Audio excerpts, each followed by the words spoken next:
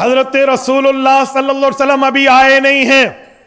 آنے سے پہلے کے حالات امام سہیلی نے روض الانف میں لکھا ہے, مولانا ادریس کاندھلوی رحمہ اللہ نے سیرت المصطفیٰ میں لکھا ہے, امام ابن ہشام نے بھی لکھا ہے, باقی سیر نگاروں نے بھی لکھا ہے.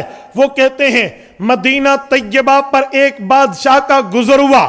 ابھی مدینہ مدینہ نہیں تھا, اس کا نام یثرب تھا. قرآن کریم سورت نمبر 33 سورت احزاب پارہ نمبر 21 کے آخری صفحے سے پہلے بھی یہ نام موجود ہے. رب کریم نے مدینہ کے پرانا نام لیا ہے.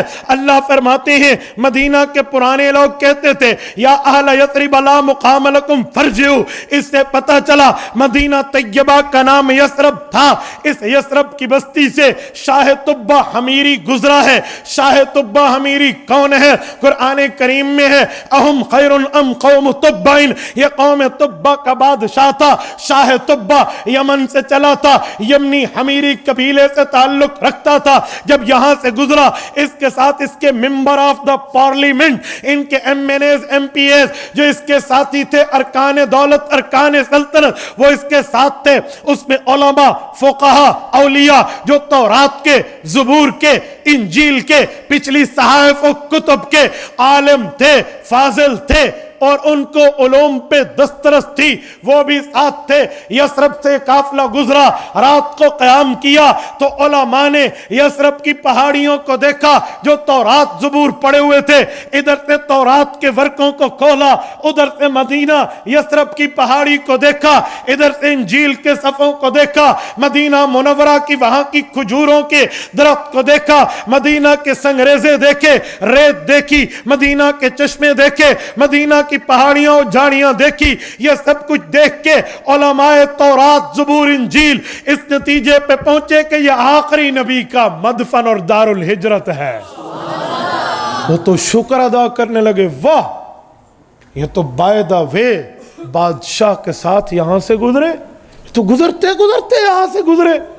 یار پتہ نہیں خود آ سکتے یہ نہیں تو بہت مبارک, بہت بابرکت, باسعادت, بڑی پاکیزہ جگہ ہے. رات نہیں سوئے, جاگتے رہے. صبح ان لوگوں نے ایک ڈیسیجن طے کر لیا, فیصلہ کہ بادشاہ کوچ کا حکم کرے گا, ہم پوائنٹ آف آرڈر پر اس سے ایک استدعا کریں گے. صبح بادشاہ نے کوچ کے لیے تیاریوں کا حکم دیا. انہوں نے کہا جی دربار لگائی جائے. بادشاہ نے سوچا مولوی کہہ رہے دربار لگاؤ, چلو. تورات انجیل کے علماء, بادشاہ بڑا قدردان ہوتا تھا. اس زمانے کے بادشاہ علماء کے قدردان ہوتے تھے, یہ آپ کو پتا, سمجھ گئے آپ. تو بادشاہ نے دربار لگایا, علماء آ گئے. جی کہ بادشاہ سلامت, ہمیں اس شہر میں رہنے کی اجازت دی جائے, ہم آپ کے ساتھ نہیں جاتے. کہ مجھ سے کوئی غلطی ہوئی؟ جی نہیں. کوئی میں نے تمہارا حق کھایا؟ جی نہیں. کوئی خطا ہوئی؟ جی نہیں. پھر مجھے کیوں چھوڑ رہے ہو؟ کہ یہ تورات, یہ زبور, یہ انجیل, یہ صحائف جس پر آپ کا اور ہمارا ایمان ہے. بادشاہ نے کہا جی ہاں. تو کہا یہ کتابیں بتاتی ہے آخری نبی کا دار الہجرت یہی ہوگا. ہم اس کے استقبال میں, اس کے سواگت میں, ہم اس نبی کے راستے میں پلکیں بچھانے کے لیے یہاں رہنا چاہتے ہیں. بادشاہ نے کہا ٹھیک ہے, کوچ ختم, ہم بھی کچھ دن یہاں قیام کرتے ہیں. تم نے سوال اپنی سوچ کے مطابق کیا, بادشاہ جواب اپنی شان کے مطابق دے گا. اس نے وہاں اپنی لیبر کو حکم کیا کہ کتنے علماء یہاں رہنا چاہتے ہیں. لسٹ بنی تو 400. کا 400 گھر بنواؤ, کالونی بسا دو. کالونی بنی, 400 گھر بسے. 400 گھر میں 400 علماء کو رہائش دی اور ایک بالا خانہ بھی بنوایا, ڈبل اسٹوری. جب وہ بن گیا بڑا عالی شان, لوگوں نے سمجھا بادشاہ اپنے لیے رکھ رہا. بادشاہ نے کہا جی نہیں. کہا کس کے لیے؟ کہا جس نبی کے لیے تم رک رہے ہو میری طرف سے اسے تحفہ دینا. بہاڑی کے دوستو ذوق تازہ ہے, سنو.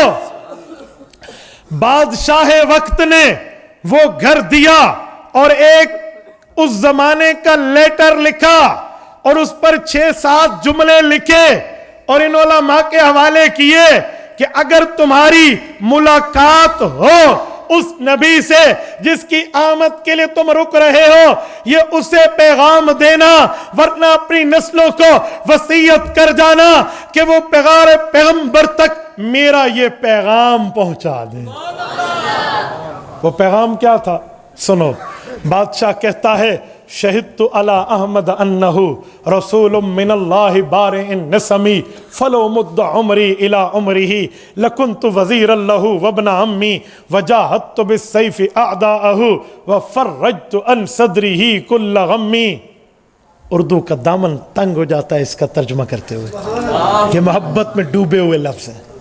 میں کوشش کروں گا کہ اس کا مفہوم، سمری اور خلاصہ آپ کی خدمت میں رکھ پاؤں۔ بادشاہ کہتا ہے شہدت علی احمد انہ، میں گواہی دیتا ہوں اپنے دل سے اس اللہ کی بات کر کے کہ آپ وہی احمد ہیں جن کی خوشخبری حضرت عیسیٰ نے دی ہے، رسول من اللہ بارئ النسمی، جس خدا نے اس کائنات کو بغیر نقشے کے پیدا کیا، اس باری اللہ کے آپ رسول ہیں۔ فلو مد عمری الی عمرہ، اے کاش رب کریم میری عمر رسول کریم آپ تک لمبی کر دیتا، لکنت وزیر اللہ، میں آپ کا وزیر بنتا، وابن عمی، آپ کا چچا زاد بھائی بن کے آپ کی خدمت کرتا، وجاہدت بالسیف اعداءہ، اگر ایسا وقت آتا آپ پہ دشمن حملہ آور ہوتا میں اپنی تلوار لے کر آتا، وفرجت عن صدرہ کل غمی، اپنا سینہ پیش کرتا، آپ کو ہر غم سے نجات دیتا۔ یہ بادشاہ نے لکھا، بالا خانہ بنوایا اور چل گیا۔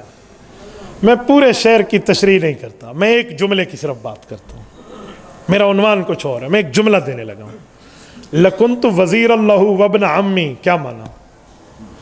میں آپ کا وزیر بنتا، آپ کا چچا زاد بھائی بنتا۔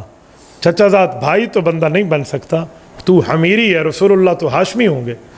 چچا زاد بھائی بننے کے لیے تو ایک قوم ہونا چاہیے۔ میرے دوستو، اس نے کچھ اور کہا ہے، ذالک مثلہم فی التوراۃ و مثلہم فی الانجیل، سورت نمبر 48 سورت فتح آیت نمبر 28۔ رب کریم کیا فرماتے ہیں؟ رسالت مآب اور ان کے صحابہ کی مثالیں تورات میں بھی ہیں اور انجیل میں بھی ہیں۔ وہ تورات انجیل پڑھ چکا تھا، تبھی اس نے کہا لکنت وزیر اللہ وابن عمی، حضور پاک کے وزیر ابو بکر و عمر عثمان ہیں، اور حضور کے ابن عم چچا کے بیٹے حضرت علی ہیں۔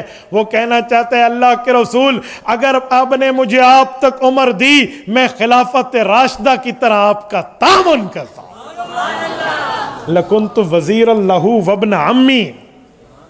میرے دوستو، حضور پاک تو کیا، حضور کی جماعت کا چرچا بھی حضور سے پہلے ہے۔ سبحان اللہ، سبحان اللہ۔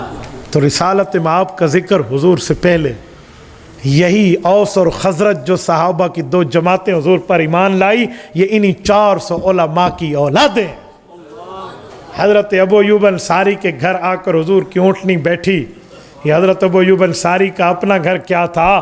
یہ وہی گھر تھا جو شاہ طبہ حضور کے لیے بنوا کے گیا تھا۔ تبھی فرمایا تھا دعوہا فإنہا مأمورا، اور اس اونٹنی کو چھوڑ دو، میری اونٹنی وہاں بیٹھے گی جہاں اللہ کا حکم ہوگا۔ یہ وہی گھر تھا۔ اس بنیاد پہ کہتا ہوں، حضرت ابو ایوب انصاری، حضرت خالد رضی اللہ عنہ حضور پاک کے میزبان ضرور ہیں، ڈیپلی نظر، گہرائی نظر سے دیکھا جائے تو حضور میزبان ہیں، ابو ایوب مہمان ہیں۔ یہ گھر شاہ طبہ کا بنوایا ہوا۔